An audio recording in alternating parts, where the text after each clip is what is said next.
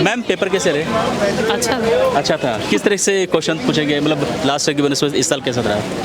थोड़ा फैक्चुअल लगा मुझे। फैक्चुअल लगा, राइट। मैम अगर क्योंकि ये बहुत इंटरेस्टिंग सब्जेक्ट है, साइंस टेक हो गया, एनवायरनमेंट, बायोडाइवर्सिटी, ये सब इकोनॉमिक्स से, तो ये समथिंग डिफरेंट। आपका बैकग्राउंड क्या रहा है ग्रेजुएशन में? मेरा बैकग्राउंड इकोनॉमिक्स का है। इकोनॉमिक्स रहा, तो सोशल साइंस के स्टूडेंट को मतलब साइंस में प्रॉब्लम होती है, कैसा आपको लग रहा है इस पर पेपर? एक ही क्वेश्चन था जो थोड़ा अटपटा था, वो चंद्रयान से रिलेटेड था, बट चंद्रयान 3 पे था। हाँ, बट एक ही पार्ट था उसका जो थोड़ा कॉम्प्लेक्स था, बाकी तो वो लिख सकते थे सब लोग। अगर हम बायोडाइवर्सिटी की बात करें, एनवायरनमेंट की बात करें, एनवायरनमेंट की बात करते हैं, एनवायरनमेंट के लिए कौन सी बुक पढ़नी चाहिए एस्पिरेंट को? मैंने शंकर आईएएस पढ़ी थी, लेकिन करंट अफेयर्स से भी हो जाएगा, पर शंकर आईएएस भी ओके ओके ही है। और इकोनॉमिक्स के लिए मैम? मेरा ऑप्शनल है इकोनॉमिक्स, तो मेरा ऑप्शनल वहाँ से हो गया। और वैसे बायोडाइवर्सिटी की बात करें तो इसके लिए कहाँ से क्या रिसोर्सेज होंगी बच्चों के लिए? बायोडाइवर्सिटी भी शंकर आईएएस से ही हो जाएगा। उससे हो जाता है, राइट। करंट अफेयर्स से क्या क्या क्वेश्चन थे? बस चंद्रयान था एक उसमें, और मुझे ये याद आ रहा है अभी। अच्छा, लास्ट ईयर की बनस्पत आज के जो पेपर थे GS3 के, कैसा लगता है आपको कंपैरिजन अगर करें तो? आपने PYQ देखा होगा। सर इस साल के पेपर मुझे थोड़े रैंडम लगे हैं, Random लगे हैं। मतलब कुछ भी फैक्चुअल एस्पेक्ट ज़्यादा है, मतलब प्रीलिम्स की नॉलेज काम आएगी अगर प्रीलिम्स का वापस Correct. रिवाइज किया तो Correct. वो मुझे लगा। वेटेज क्या थी, किस एरिया से ज़्यादा क्वेश्चन था? एनवायरनमेंट से ज़्यादा। इन्वायरमेंट ज़्यादा था, हमेशा इन्वायरमेंट ज़्यादा रहता है, ऐसा क्यों है? आपको क्या लगता है UPSC क्या समझ के इन्वायरमेंट ज़्यादा क्वेश्चन पूछती है? कुछ नहीं लगता है, वो कुछ भी कर सकते हैं। अनप्रेडिक्टेबल है अगेन। आपका ये कौन सा अटेम्प्ट है मेरा और फर्स्ट ऑप्शन? अटेम्प्ट है, मेरा ऑप्शनल इकोनॉमिक्स है। चलिए, all the best for GS4। Difficult. Difficult? आप तो इंटेलिजेंट। नहीं, एक्चुअली लेंदी थोड़ा सा मुझे लगा, बिकॉज सब पार्ट्स काफ़ी ज़्यादा थे। अच्छा। तो मुझे ऐसा लगा कि आपको हर पार्ट को तो करना ही है।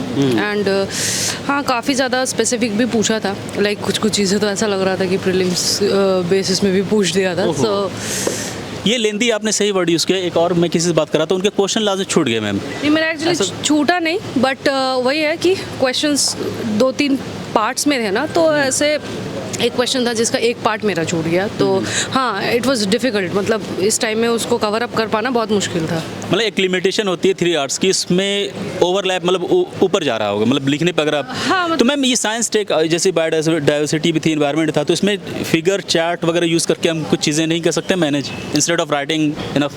एक्चुअली क्या है ना कि आपको फिगर चार्ट आप डाल सकते हो, लेकिन क्या है, मुझे ये प्रॉब्लम होती है, मुझे बाकी का नहीं पता, कि अब जब एग्जामिनेशन हॉल में जाओ ना, तो बेसिक चीज़ें भी फिगर्स कभी कभी आपके दिमाग से स्किप हो जाता है। बोलना आसान है, लेकिन ये एग्जैक्टली आप यहाँ से प्रिपेयर करके जाते हो कि हाँ ये डालना है वो डालना है, वहाँ पे जाके बहुत बेसिक चीज़ें, जैसे कि आज पूछा था wetlands, important major wetlands, I am sure सबने प्रीलिम्स के टाइम पढ़ाई होगा, लेकिन वियर्ड ये चीज़ है कि जब याद करने जाओ तो आपको 5-6 ही याद आते हैं, मतलब क्योंकि उस टाइम पे थोड़ा सा आप पे प्रेशर रहता है कि आपको, क्योंकि आपके दिमाग में दूसरे क्वेश्चंस भी चल रहे होते हैं। तो हाँ, एंड चंद्रयान 3 एंड इससे काफ़ी, मतलब जैसे कि चंद्रयान 3 का भी जो क्वेश्चन पूछा था वो बहुत स्पेसिफिक था।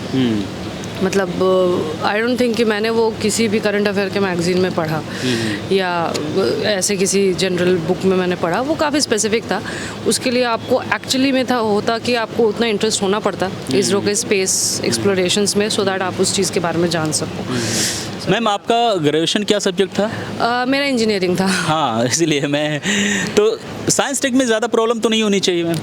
एक्चुअली क्या है ना, इंजीनियरिंग में हम लोगों को ऐसा थोड़ी है कि हम लोगों को वो कुछ कुछ बेसिक चीज़ें हैं जो आपको पता होती है बाय कॉमन सेंस, जैसे कि जो इलेक्ट्रिक व्हीकल्स के क्वेश्चंस थे उसमें, लेकिन कुछ कुछ चीज़ बायोलॉजी से रिलेटेड चीज़ें अलग हो जाती हैं, लेकिन कुछ कुछ चीज़ें बहुत टेक्निकल हो जाती है। दोस्तों अगर UPSC के लिए आपकी थोड़ी सी भी थॉट प्रोसेस है, UPSC को समझते हैं, तो दोस्तों किसी कोचिंग की ज़रूरत नहीं है, कहीं पे जाने की ज़रूरत नहीं, आप घर बैठे UPSC की तैयारी कर सकते हैं। लेकिन शर्त यही है कि कोई एक्सपर्ट हो, कोई गाइड करने वाला हो, कोई बताने वाला हो कि कोई चीज़ कैसे करनी है UPSC की प्रिपरेशन के दौरान। यानी आपको एक मेंटोर की ज़रूरत है। अगर आप भी उस श्रेणी में हैं, एक मेंटोर को तलाश रहे हैं, तो दोस्तों आज एक ऐसे मेंटोर के बारे में बताऊंगा जो आपको 24/7 सपोर्ट करेगा, चाहे प्रीलिम्स की बात हो, मेंस की बात हो, आंसर राइटिंग बात हो, ऐसी बात, हर एक चीज़ बैक टू बैक आपको मिलेगी एक सिंगल प्लेटफॉर्म पे। मैं बात कर रहा हूँ IAS मेंटरशिप प्रोग्राम बाय रियासत अली सर, जिनको पिछले 12 साल का एक्सपीरियंस है ओल्ड राजेंद्र नगर में मेंटरशिप चलाते हैं और यहाँ पे प्रीवियस रिजल्ट बहुत अच्छी हुई है। अगर आप भी इनकी मेंटरशिप लेना चाहते हैं तो इस नंबर पर कॉल करें और आज ही ये मेंटरशिप ज्वाइन करें। पेपर 3 की बात करें तो रिसोर्सेज को लेके अक्सर स्टूडेंट कन्फ्यूजन में रहते हैं। आपका क्या मानना है, एनवायरनमेंट के लिए हमें कौन सी बुक रेफर करनी चाहिए एज रिसोर्स?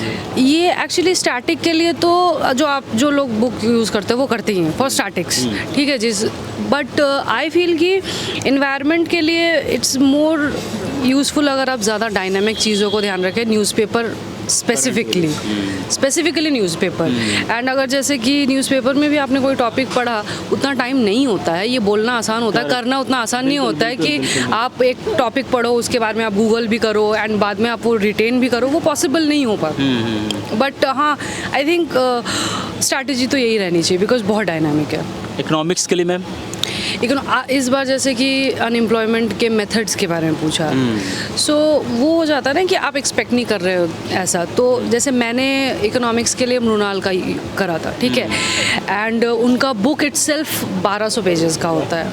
सो आप समझ सकते हो कि कितना पढ़ा, उतना याद रखना पॉसिबल नहीं है। बट या हाँ, आई वुड से कि जो बेसिक टॉपिक्स है उनका रिविजन और उनका एक शॉर्ट नोट ज़रूरी है इसमें। यहाँ से लो ना ममित, यहाँ से लो हैं 4 का जगह।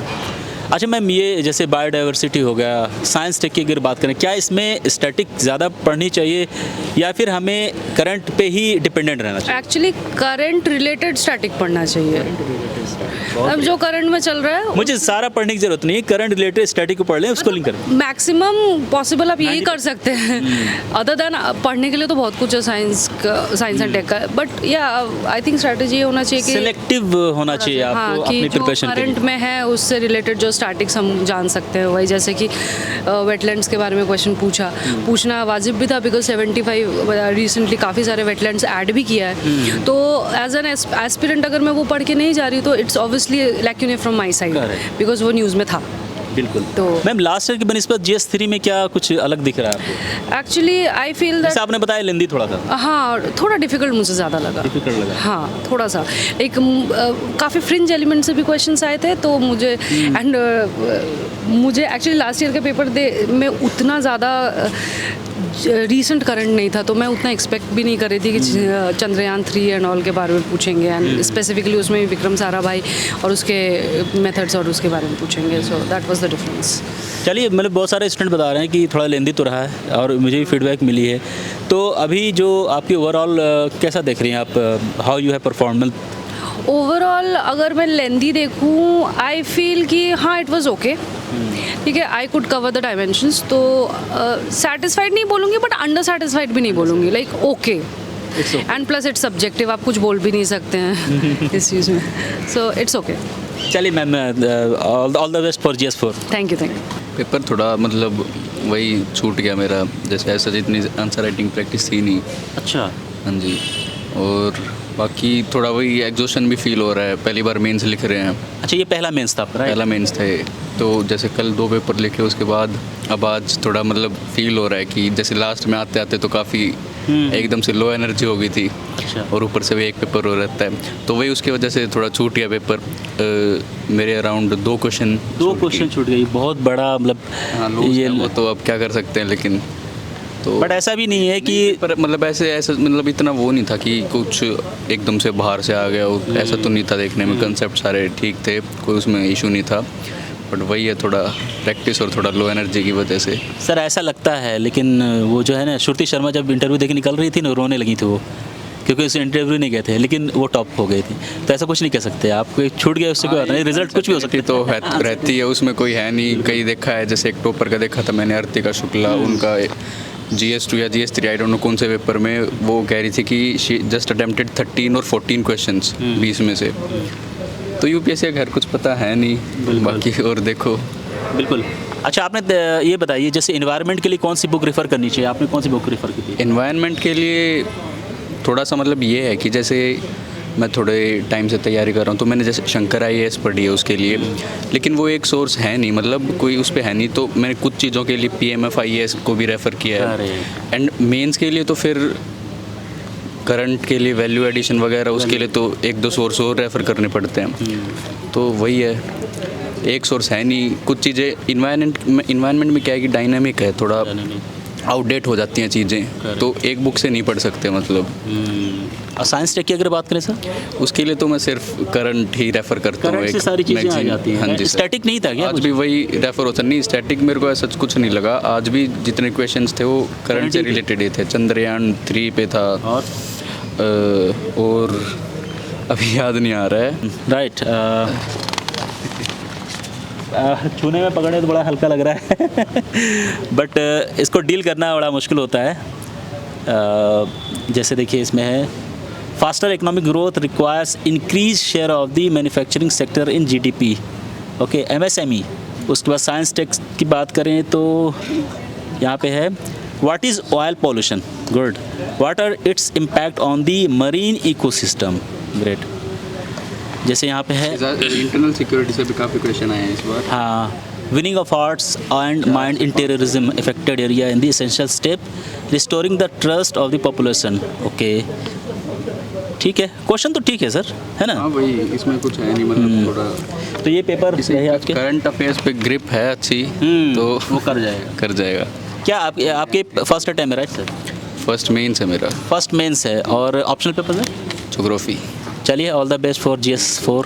ठीक था, लेंदी पेपर था। लेंदी पेपर था। हाँ, साइंस टेक तो लेंदी कैसे हो सकता है, क्या था, कैसा लगा, क्यों लगा आपको कि लेंदी? नहीं जैसे हर क्वेश्चन में 2-3 पार्ट्स लिखने थे तो ऑब्वियसली सोचना था लेंदी। लेंदी हो गया। लेंदी हो गया। हाँ, मतलब जस्ट कंप्लीट हुआ है। अच्छा, तो मतलब एक चैलेंज आप लोग के लिए ये भी होता है कि एक लिमिटेड टाइम पे सारी चीज़ कंप्लीट करनी होती है, तो क्या कुछ छोटा भी क्वेश्चन आपका मतलब या पूरा कंप्लीट करके आए? नहीं, जस्ट लास्ट मोमेंट पे ही कंप्लीट हुआ है। अच्छा। करंट अफेयर्स की क्या वेटेज थी सर? करंट अफेयर्स किस तरह से क्वेश्चन पूछे गए थे? करंट अफेयर्स और स्टैटिक मिला के पूछा गया था। बोल सकते हैं मतलब 50% करंट अफेयर्स से था, बट उसमें भी स्टैटिक का पोर्शन था। स्टैटिक करंट अफेयर क्या थे? जैसे बता रही थी मैम कि वो आपके चंद्रयान 3 से रिलेटेड। चंद्रयान 3 से था, अभी लार्ज डैम वाला इशू उससे था, और भी मतलब बहुत सारे करंट अफेयर्स के क्वेश्चन थे।